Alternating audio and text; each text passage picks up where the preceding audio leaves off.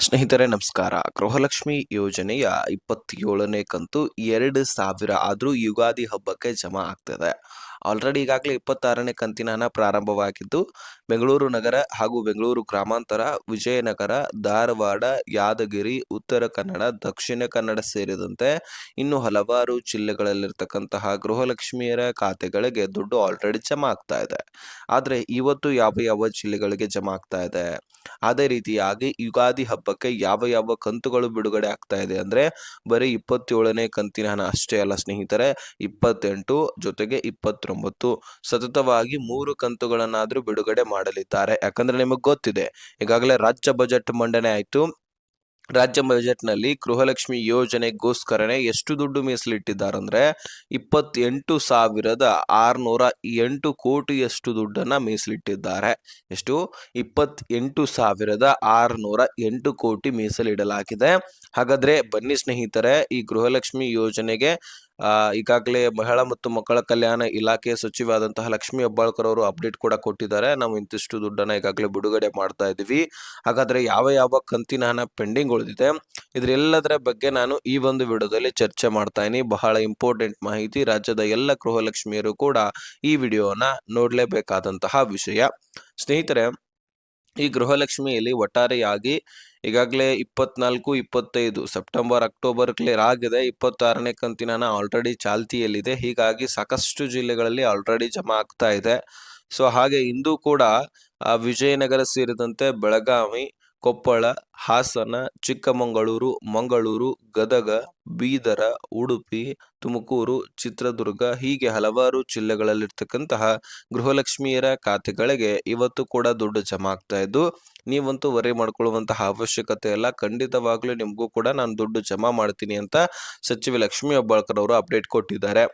ಹೌದು, ಯಾವುದೇ ತೊಂದರೆ ಇಲ್ಲ. ಗೃಹಲಕ್ಷ್ಮಿ ಯೋಜನೆಯಲ್ಲಿ ಈಗಾಗಲೇ ತೊಂದರೆ ಆಗ್ತಾ ಇರುವಂತದ್ದು ಹಣಕಾಸು ಇಲಾಖೆಯಿಂದ ಸರಿಯಾಗಿ ದುಡ್ಡು ಬರ್ತಾ ಇರಲ್ಲ.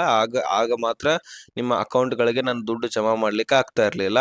ಸೊ ಹಾಗಾಗಿ ನೀವು ವರಿ ಮಾಡ್ಕೊಳ್ಳುವಂತಹ ಅವಶ್ಯಕತೆ ಇಲ್ಲ. ಈಗಾಗಲೇ ರಾಜ್ಯ ಬಜೆಟ್ ಮಂಡನೆ ಕೂಡ ಆಗ್ತಾ ಇದೆ. ಅದರಲ್ಲಿ ಎಷ್ಟು ಬೇಕೋ ಅಷ್ಟು ದುಡ್ಡನ್ನ ಮೀಸಲಿಡ್ತಾ ಇದ್ದಾರೆ. ತಲೆನೇ ಕೆಡಿಸ್ಕೊಳ್ಳುವಂತಹ ಅವಶ್ಯಕತೆ ಇಲ್ಲ. ಹೋದ ವರ್ಷ ಯಾವ ರೀತಿಯಾಗಿತ್ತಂದ್ರೆ ಸರಿಸುಮಾರು 50,000 ಕೋಟಿ ಹಣವನ್ನ ಗ್ಯಾರಂಟಿ ಯೋಜನೆಗಳಿಗಾಗಿ ಮೀಸಲಿಟ್ಟಿದ್ರು. ಅದರಲ್ಲಿ ಈಗ ನೋಡಿ, ಗೃಹಲಕ್ಷ್ಮಿ ಯೋಜನೆಗೆ 30,000 ಕೋಟಿ ಹಣ ಬೇಕಾಗತ್ತೆ.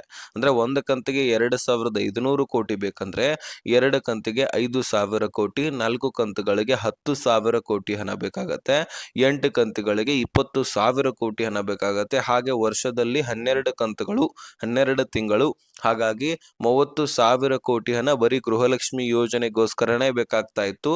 1,22,00,000 ಫಲಾನುಭವಿಗಳಿದ್ದಾರೆ. ಇವರೆಲ್ಲರ ಅಕೌಂಟ್ಗಳಿಗೆ ದುಡ್ಡು ಜಮಾ ಆಗಬೇಕಂದ್ರೆ 30,000 ಕೋಟಿ ಹಣ ವರ್ಷಕ್ಕೆ ಬೇಕಾಗತ್ತೆ ಬರೀ ಗೃಹಲಕ್ಷ್ಮಿ ಯೋಜನೆಗೆ. ಅದೇ ರೀತಿಯಾಗಿ ಈ ಕಡೆ ಗೃಹ ಜ್ಯೋತಿ ಯೋಜನೆಯನ್ನ ನಡೆಸಬೇಕು, ಅದೇ ರೀತಿಯಾಗಿ ಶಕ್ತಿ ಯೋಜನೆಯನ್ನ ನಡೆಸಬೇಕು. ಹೀಗೆ ಹಲವಾರು ಕಡೆಗೆ ಒಂದು ದುಡ್ಡನ್ನ ಮೀಸಲಿಡಬೇಕಾಗತ್ತೆ. ಸೊ ಅದಕ್ಕೋಸ್ಕರ ಈ ಗೃಹಲಕ್ಷ್ಮಿ ಯೋಜನೆಗೆ ಶಾರ್ಟೇಜ್ ಕೂಡ ಬೀಳ್ತಾ ಇತ್ತು. ಜೊತೆಗೆ ಹಣಕಾಸು ಇಲಾಖೆಯು ಕೂಡ ಸರಿಯಾದ ಟೈಮ್ಗೆ ದುಡ್ಡು ಕಳಿಸ್ತಾ ಇರಲಿಲ್ಲ. ನಾನು ನೋಟಿಸ್ ಅಂತೂ ಕಳಿಸ್ತಾ ಇದ್ನಿ, ಆದ್ರೆ ದುಡ್ಡು ಕಳಿಸ್ತಾ ಇರಲಿಲ್ಲ ಅಂತ ಸಚಿವ ಲಕ್ಷ್ಮಿ ಹೆಬ್ಬಾಳ್ಕರ್ ಅವರು ಹೇಳ್ತಾ ಇದ್ದಾರೆ. ಸೊ ಮೊನ್ನೆ ಚಳಿಗಾಲದ ಅಧಿವೇಶನದಲ್ಲಿ ಕೂಡ ಇದನ್ನೇ ಹೇಳಿರುವಂತದ್ದು. ಸೊ ಬಿಜೆಪಿ ನಾಯಕರು ಯಾಕೆ ದುಡ್ಡನ್ನ ಸರಿಯಾಗಿ ರಿಲೀಸ್ ಮಾಡ್ತಾ ಇಲ್ಲ, ಮಹಿಳೆಯರ ಅಕೌಂಟ್ಗಳಿಗೆ ಯಾಕೆ ದುಡ್ಡನ್ನ ಕೊಟ್ಟಿಲ್ಲ, ಲೇಟ್ ಆಗಿ ಮಾಡ್ತಾ ಇದ್ರಿ ಅಂತ ಕೇಳಿದಾಗ ಇದೇ ಉತ್ತರ ಬಂದಿರುವಂತದ್ದು. ಹಣಕಾಸು ಇಲಾಖೆಯಿಂದಲೇ ದುಡ್ಡು ಸರಿಯಾಗಿ ಬರದೇ ಇರುವಂತಹ ಕಾರಣಕ್ಕಾಗಿ ಮಹಿಳೆಯರ ಅಕೌಂಟ್ಗಳಿಗೆ ದುಡ್ಡು ಜಮಾ ಮಾಡಿರ್ಲಿಕ್ಕೆ ಡಿಲೇ ಆಗಿದೆ ಅಂತ ಹೇಳಿದ್ದಾರೆ.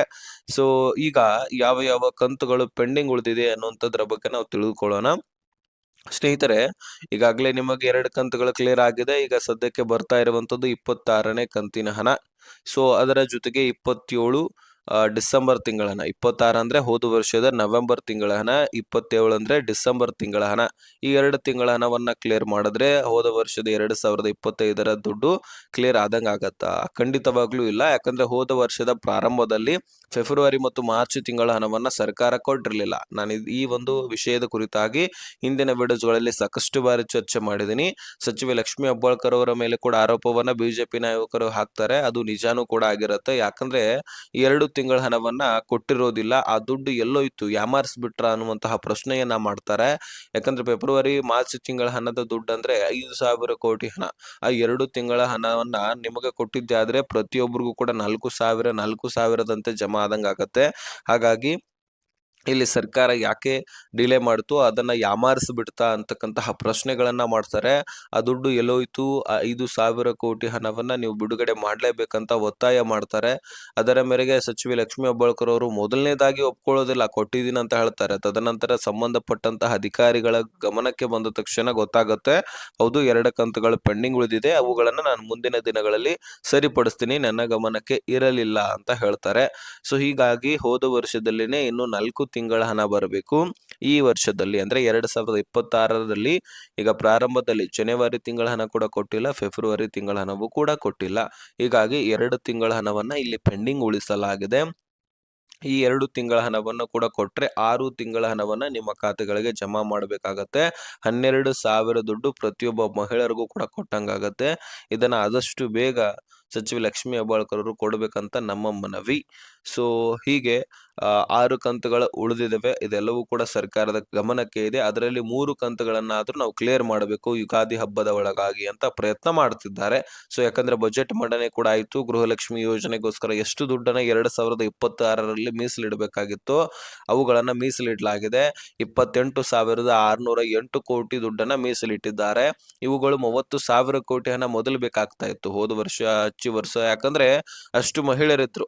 ಈ ಕಡೆ ಬರ್ತಾ ಬರ್ತಾ ಏನ್ ಮಾಡಿದ್ರು, ಸಾಕಷ್ಟು ಮಹಿಳೆಯರನ್ನ ತೆಗೆದಾಕಿರುವಂತಹ ಕಾರಣಕ್ಕಾಗಿ ಒಂದಿಷ್ಟು ಅಂದ್ರೆ ಸರಿಸುಮಾರು 1,400 ಕೋಟಿ, 1,400 ಕೋಟಿಯಷ್ಟು ದುಡ್ಡನ್ನ ಇಲ್ಲಿ ಸರ್ಕಾರ ಉಳಿಸ್ಕೊಂಡು ಬಿಡ್ತು ಅಂತ ಹೇಳಬಹುದು.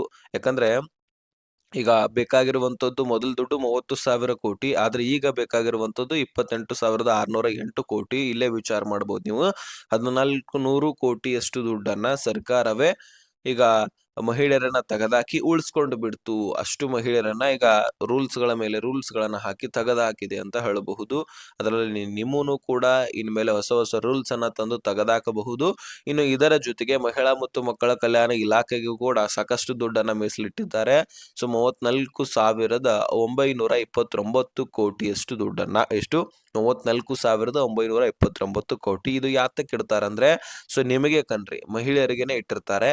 ಯಾಕಂದ್ರೆ ಹೆಚ್ಚುವರಿ ಈಗಾಗಲೇ ಪಿಂಚಣಿಯನ್ನ ಜಮಾ ಮಾಡಬೇಕಾಗಿರತ್ತೆ.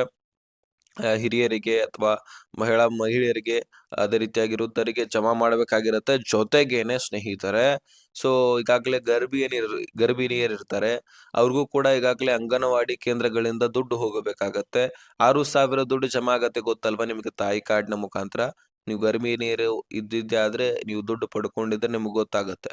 ಸೊ ಅದರ ಜೊತೆಗೇನೆ ನಿಮಗೆ ಸಾಕಷ್ಟು ಕಡೆ ಈಗ ಎಗ್ ಕೊಡ್ತಾರೆ. ಜೊತೆಗೆ ಅದರ ಜೊತೆಗೆ ಈಗ ನಿಮಗೆ ಪೌಷ್ಟಿಕ ಆಹಾರ ಸಿಗ್ಲಿ ಅಂತ ಹೇಳ್ಬಿಟ್ಟು ಬೇಳೆಕಾಳುಗಳು, ಅದೇ ರೀತಿಯಾಗಿ ನಿಮಗೆ ಚಾಪುಡೆ ಸಿಗುವಂಥದ್ದು, ಅದರ ಜೊತೆಗೇನೆ ಉಪ್ಪಿಟ್ಟು ರವ ಸಿಗುವಂಥದ್ದು. ಈ ರೀತಿ ಸಾಕಷ್ಟು ನಿಮಗೆ ತಿನ್ಲಿಕ್ಕೆ ಪೌಷ್ಟಿಕ ಆಹಾರಕ್ಕಾಗಿ ಈ ಒಂದು ಕಿಟ್ಗಳನ್ನ ಕೊಡುವಂತಹ ಒಂದು ಕೆಲಸ ಮಾಡ್ತದೆ. ಇದಕ್ಕೆಲ್ಲವೂ ಕೂಡ ಇನ್ವೆಸ್ಟ್ ಮಾಡಬೇಕು, ದುಡ್ಡು ಕೊಡಬೇಕಲ್ವಾ. ಹೀಗಾಗಿ ಮಹಿಳಾ ಮತ್ತು ಮಕ್ಕಳ ಕಲ್ಯಾಣ ಇಲಾಖೆಗೆ 34,929 ಕೋಟಿಯಷ್ಟು ದುಡ್ಡನ್ನ ಮೀಸಲಿಡಲಾಗಿದೆ.